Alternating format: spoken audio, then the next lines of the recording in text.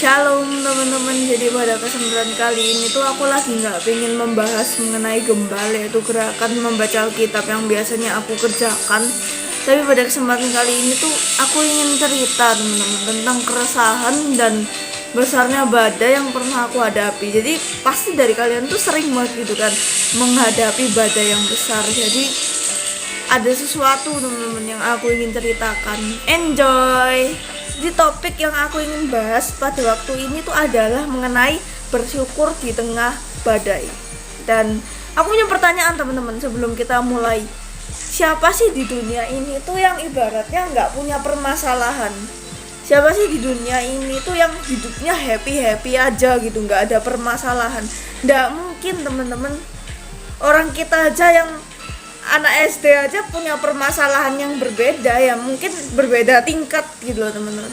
Jadi aku pun ya teman-teman juga sering kayak begitu. Aku juga pernah dan berada di posisi tersebut teman-teman.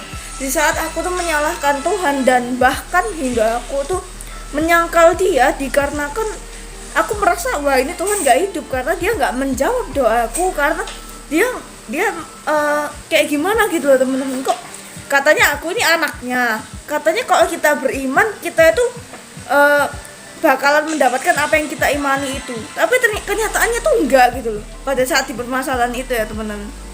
Tapi teman-teman, satu yang aku mau bilang, nggak sadarkah kalian kalau Tuhan itu sayang sama kita?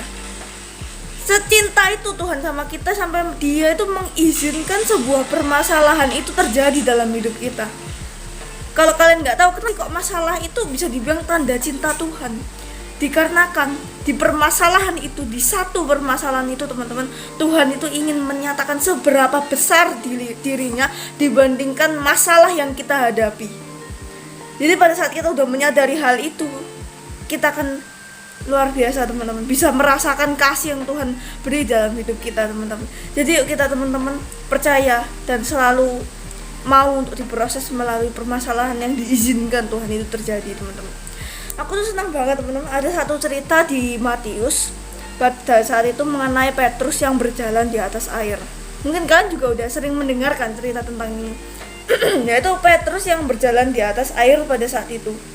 Dan pada saat dia bertanya, apakah aku bisa berjalan di atas air? Bisa, dia jalan kan di percobaan pertama. Di awal-awal dia berhasil jalan di atas air karena dia fokusnya ke Tuhan. Dia ingin menggapai Tuhan pada saat itu yang ada di sana gitu. Tapi at the end, di tengah-tengah dia perjalanan, ada badai datang. Tiba-tiba bergelonjak gitu airnya. Dan apa yang terjadi? Petrus kehilangan fokus sama Tuhan dan dia langsung jatuh. Jadi diceritain itu sebenarnya itu teman-teman.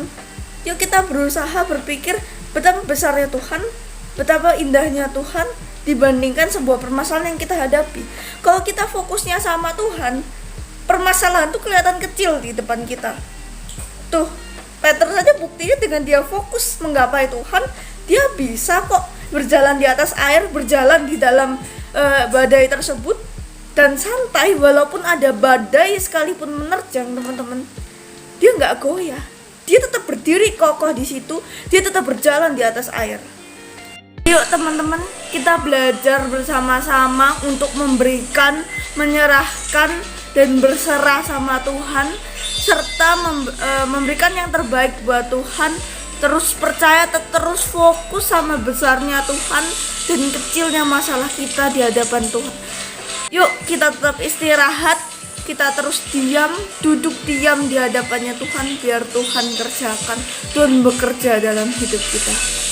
Terima kasih teman-teman yang udah nonton. Salam ora et labora, yaitu berusaha dan berdoa. Thank you.